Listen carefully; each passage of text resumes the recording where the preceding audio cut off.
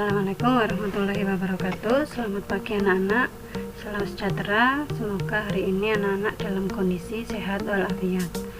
Nah, pada pertemuan kali ini Penurul akan menyampaikan materi selanjutnya, yaitu materi KD 3.13. Nah, sebelum materi ini dimulai, jangan lupa pada anak-anak untuk melakukan absensi. Kita lanjut pada KD yang akan kita bahas. Nah, KD yang kita bahas kali ini seperti yang saya sebutkan tadi adalah KD 3.13. Nah, apa KD-nya?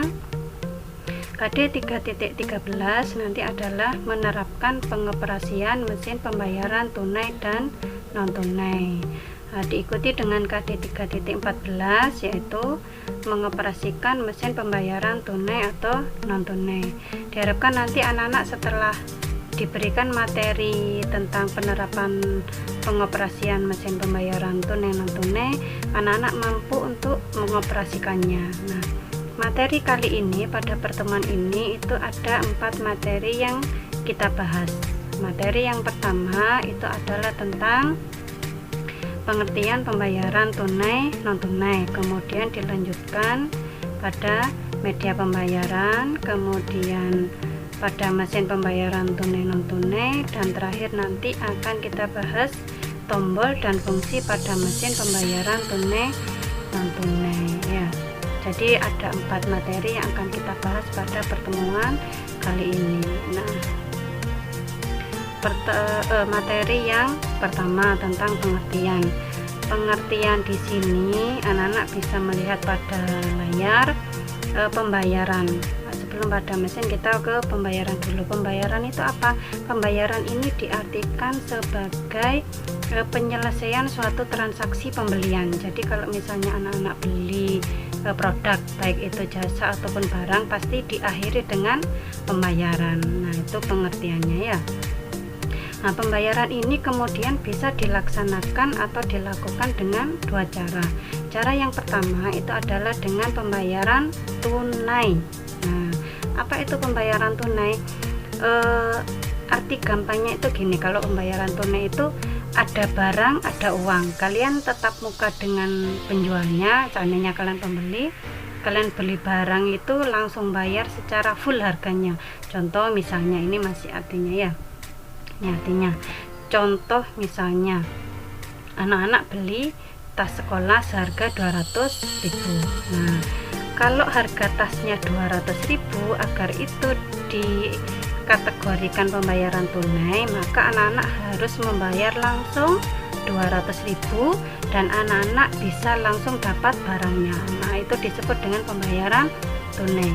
Pembayaran tunai ini nanti bisa digunakan atau menggunakan alat pembayaran berupa uang kartal, yaitu kertas dan logam, betul ya. Nah, kemudian cara pembayaran yang kedua itu adalah pembayaran non tunai. Nah, pembayaran non tunai ini apa? Kalau tadi yang tunai itu bayar penuh langsung dapat barangnya, maka kalau yang non tunai anak-anak bayar sebagian dulu atau tidak bayar sama sekali tapi diangsur. Nah, dapat barangnya bisa saat itu juga atau dapat barangnya nanti pada saat diselesaikan pembayaran atau pelunasan pembayaran. Nah, contoh misalnya ini sistem non tunai itu ada 3 nanti ya, DP, ini sebagai contohnya DP, angsuran, kemudian ada yang COD. DP contohnya seperti ini. Nona Izatul nanti akan melaksanakan pernikahan. Nah, butuh baju pengantin. Nah, tidak hanya baju pengantin, ternyata ada baju untuk orang tua dan baju untuk pendamping mempelai perempuan. Nah, Nona Izatul itu memesan pada desainer 5 baju misalnya, kemudian total dari 5 baju yang dipesan itu 5 juta. Nah, Nona Izatul itu membayar 1 juta dulu. Nah, setelah membayar 1 juta, Nona Izatul belum dapat baju yang dipesan. Nah, nanti setelah bajunya datang, kemudian sisa yang 4 juta itu dibayar, maka Nona Izatul mendapatkan barang yang dia pesan. Itu kalau sistem pembayaran non tunai dengan cara DP. Ada lagi yang dengan cara angsuran. Kalau angsuran contoh misalnya Tuan Didin membeli mobil Pajero yang harganya 500 juta. Nah, sesuai kesepakatan dengan dealer, Tuan Didin itu harus membayar uang mukanya dulu sejumlah 50 juta misalnya. Nah, ketika Tuan Didin ini membayar 50 juta, kemudian administrasi diselesaikan dengan baik, nah Tuan Didin bisa langsung membawa mobil Pajero-nya. Nah, untuk sisa dari 450 juta sesuai dengan harga mobilnya itu diangsur berdasarkan kesepakatan dengan dealer. Jadi diangsur berapa tahun, kemudian tiap bulannya nanti angsurannya itu berapa, apa 2 juta atau mungkin 5 juta seperti itu ya. Nah, cara yang terakhir kalau non tunai itu ada yang COD. Kenapa COD ini masuk pada non tunai? Karena pada saat proses disetujui atau kesepakatan itu, pembelinya tidak langsung dapat barangnya dan penjualnya tidak langsung dapat uangnya, seperti itu. Karena harus janjian dulu, misalnya COD-an di mana, kemudian barangnya dibawa dan pembelinya itu membawa uang sejumlah dengan harga barang yang disepakati. Nah, ini tadi ya materi tentang pengertian dari pembayaran. Kemudian pada materi kedua itu ada yang namanya media pembayaran. Nah, apa saja media pembayaran? Media pembayaran nanti ada 3. Yang pertama ada uang kartal. Kalau uang kartal ini diartikan sebagai uang resmi yang disahkan negara dan digunakan di wilayah negara itu sendiri. Jadi tidak bisa, atau kalau misalnya digunakan di negara lain harus diakui oleh negara lain tersebut. Itu pengertian dari uang kartal. Contoh uang kartal itu bagaimana? Ya, ini contohnya ada uang kertas dan ada uang koin. Tiap negara itu mata uangnya berbeda-beda. Kalau Indonesia dengan rupiahnya, kemudian Jepang dengan yen, kemudian Amerika dengan dolar Amerikanya, atau mungkin Korea dengan won. Nah, media pembayaran yang berikutnya itu adalah uang giral. Nah, uang giral itu seperti apa? Kalau uang giral ini bentuknya tidak seperti ini ya, tidak seperti uang kertas dan uang logam. Diartikan sebagai uang yang dikeluarkan bank secara resmi. Bentuknya itu berupa surat-surat berharga. Nah, contohnya seperti ini. Ada yang berupa bilet giro, ada yang berupa cek, dan juga ada yang berupa wesel. Meskipun ini hanya berupa kertas dan tulisan, tetapi misal pada cek dituliskan dibayarkan kepada Nona Aisyah sejumlah 5 juta, maka di selembarnya ini nanti Nona Aisyah berhak mendapatkan uang sejumlah 5 juta. Nah, media pembayaran yang ketiga atau yang terakhir itu adalah instrumen khusus. Apa itu instrumen khusus? Instrumen khusus ini tidak hanya dikeluarkan oleh bank, tapi badan usaha juga bisa mengeluarkannya. Dan kalau sudah sah dikeluarkan oleh badan usaha atau bank dan itu resmi, maka yang namanya instrumen khusus bisa digunakan sebagai alat atau media pembayaran. Kalau misalnya jual beli dengan instrumen khusus itu tetap dikategorikan sah. Ya. Contohnya apa Bu kalau instrumen khusus? Ini contohnya. Kalau bank itu bisa mengeluarkan kartu debit, kemudian kartu kredit. Nah, tapi kalau misalnya ada badan usaha, contoh misalnya toko retail Alfamart, itu bisa mengeluarkan instrumen khusus berupa apa Bu? Bisa berupa dari kartu member, karena berisi misalnya tiap tiap pembelian 200 rupiah itu diubah menjadi 1 rupiah dimasukkan dalam kartu member. Atau Alfamart bisa mengeluarkan voucher seperti ini, meskipun hanya selembar voucher, tapi kalau dilihat tulisannya di sini 100.000, maka voucher tersebut bisa digunakan dan hanya bisa digunakan di toko Alfamart untuk pembelian barangnya. Ini tadi materi media pembayaran. Materi berikutnya itu tentang mesin pembayaran tunai non tunai. Seperti pada materi sebelumnya yang sudah Menurut jelaskan, kalau mesin pembayaran itu ada 2. Yang pertama ada cash register dan yang kedua nanti ada point of sale. Nah, pada pertemuan kali ini Bu Nurul akan menjelaskan yang mesin cash register. Nah, bentuknya tentu seperti ini. Kalau mesin cash register itu beberapa merek beda bentuk, tetapi fungsinya mayoritas sama ya. Kalau yang anak-anak lihat pada sebelah kanan layar itu adalah tampilan dari kunci yang ini. Nah, kunci ini ada satu lubang kunci, tetapi dua kuncinya berbeda. Dua mata kuncinya ini beda. Satu dipegang oleh manajer dan satu dipegang oleh operator. Nah, manajer itu bisa mengoperasikan mesin kasir ini atau mesin cash register mulai dari PGM sampai dengan X2Z2. Tetapi kalau kuncinya operator itu hanya mampu mengoperasikan 3 ini saja, mulai dari tombol on off, OBZX sampai dengan rec. Nah, jadi terbatas kalau pada operator. Tapi kalau pada manajer itu semua fungsi pada kunci cash register itu bisa dioperasikan. Nah, ini seperti yang anak-anak lihat ya. Operator hanya mampu memfungsikan ini, tapi kalau manajer itu bisa semuanya. Nah, kemudian ini adalah keterangan untuk fungsi pada papan kunci. Kalau tombol on off jelas ya, untuk mematikan dan menghidupkan mesin cash register. Tombol posisi kunci OPXZ itu untuk mengetahui total sementara kasir yang bersangkutan. Jadi misalnya kasir Nurul itu C1, jam kerjanya dari jam 8 sampai jam 2. Nah, jam 12 itu operatornya di sini ingin tahu total yang sudah terlaksana atau transaksi pembelian yang terlaksana pada kasir Nurul itu ada berapa keseluruhan. Itu bisa dilihat pada posisi kunci OPZX. Kemudian ada posisi kunci rec, ini untuk pencatatan penjualan. Kemudian ada posisi PGM, ini untuk membuat program. Jadi kalau misalnya mesin cash register ini mau diprogram dulu, maka posisi kunci jangan lupa harus pada posisi PGM.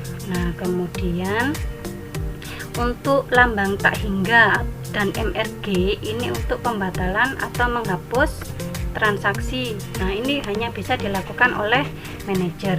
Dan tombol X1Z1 ini untuk mengetahui informasi penjualan harian. Kalau yang X2Z2 itu secara periode, bisa misalnya per minggu total yang berhasil dijual itu berapa, atau mungkin per bulan atau per 6 bulan, seperti itu ya. Nah, masuk pada materi berikutnya atau materi terakhir, itu tombol dan fungsi pada mesin pembayaran cash register. Kalau yang anak-anak lihat pada mesin cash register itu ada 4 bagian. Nah, ini bisa dilihat ya tampilannya, ada 4 bagian. Nah, masing-masing bagian ini tentu memiliki fungsi yang berbeda.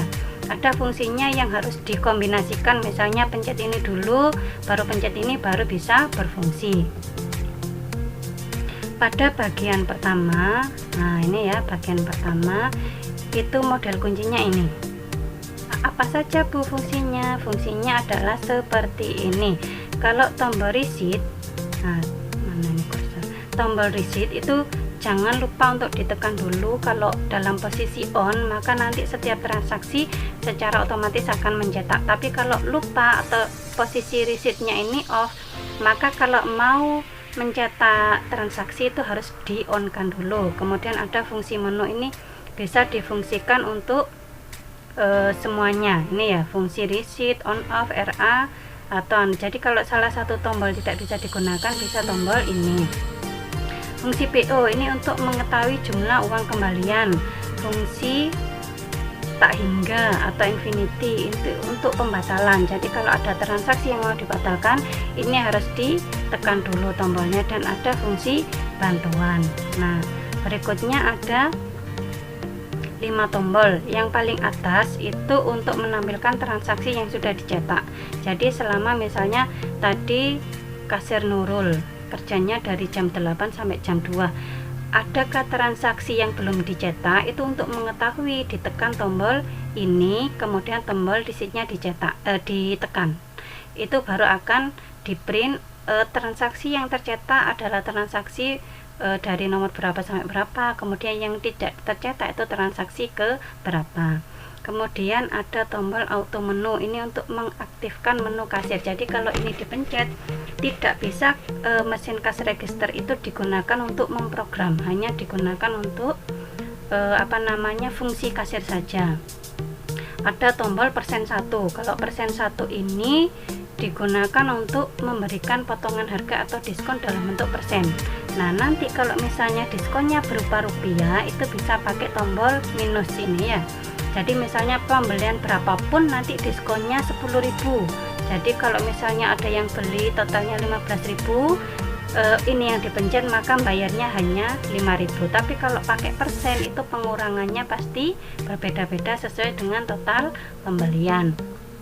Dan tombol RF ini adalah untuk mengurangi jumlah uang kembalian. Jadi misalnya total pembelian konsumen itu 80.000, dia bayarnya 100.000, ini dipencet maka akan langsung keluar yang harus dikembalikan ke konsumen berapa jumlah uangnya. Ya.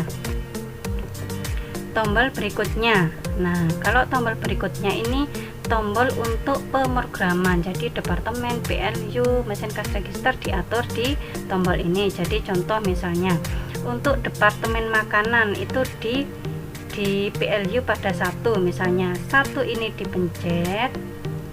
Nah, itu untuk PLU misalnya departemen makanan berupa sembako atau beras spesifikasinya.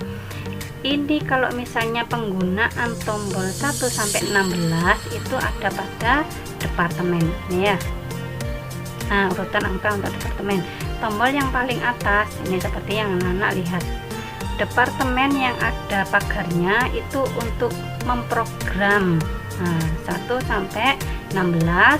Kalau yang departemen shift itu 16, bukan 1 sampai 16 ya, ini penulisan tulis 17 sampai dengan 20, 17 sampai dengan 36, dan kalau 36 ke atas itu belum bisa. Nah, tombol klerek ini untuk mengaktifkan fungsi kasir. Kemudian tombol berikutnya ini adalah tombol numeriknya atau tombol angkanya. Fungsinya seperti ini. Nah, 0 sampai 9 itu untuk angka, tapi kalau yang X itu untuk penggandaan atau pengkalian. Jadi misalnya konsumennya beli nasi goreng 5 piring, maka PLU dari nasi goreng ditekan, kemudian 5 ini dikalikan jumlah dari barang yang dipesan, jadi kali 5. Nah, tombol titik ini adalah untuk memasukkan angka desimal. Biasanya ada konsumen yang membayar ini, tapi di Indonesia jarang digunakan karena tidak ada mata uang Indonesia itu dalam bentuk sen. Contoh misalnya di luar negeri itu angka desimal itu misalnya total pembayaran itu $5.50. Nah, ini bisa digunakan tombol yang titik. Terus kalau CL itu clear. Jadi kalau misalnya transaksi ini selesai, kemudian mau melakukan transaksi berikutnya, tombol CL ini harus ditekan. Jadi menormalkan fungsinya lagi seperti itu. Dan pada tombol yang terakhir ini yang anak lihat seperti ini, fungsinya adalah ini ya. Kalau tanda panah atas bawah itu adalah mengubah arah kursor pada layar display mesin. Tombol home ini kalau misalnya menentukan fungsi, mau dipakai fungsi kasir atau fungsi input data. Kemudian ada tombol escape atau cancel untuk kembali ke asal. Kalau tombol CR1 untuk pembayaran kartu kredit, kalau CH untuk yang voucher. Ada juga yang payment menu, menentukan pembayarannya itu mau yang kredit, mau yang cash atau yang menggunakan voucher. Ada lagi tombol TMST itu mengetahui total sementara. Kalau yang TLNS itu pembayaran tunai. Nah, Itu tadi materi yang bisa Bu Nurul sampaikan pada pertemuan ini. Ini ada soal yang harus anak-anak kerjakan. Jadi ada 4 soal dengan instruksi. Nah, dikerjakan di buku tulis, kemudian hasil dari pekerjaannya difoto, kemudian upload pada Google Classroom. Nah, nanti PowerPoint ini akan saya upload di Google Classroom dan juga di channel YouTube. Anak-anak bisa mengulang-ulang pembelajaran ini supaya bisa paham dan mengerti. Nah, terima kasih anak-anak. Cukup sekian pada pembelajaran kali ini. Semoga ilmunya barokah dan semoga anak-anak selalu dalam kondisi sehat. Wassalamualaikum warahmatullahi wabarakatuh.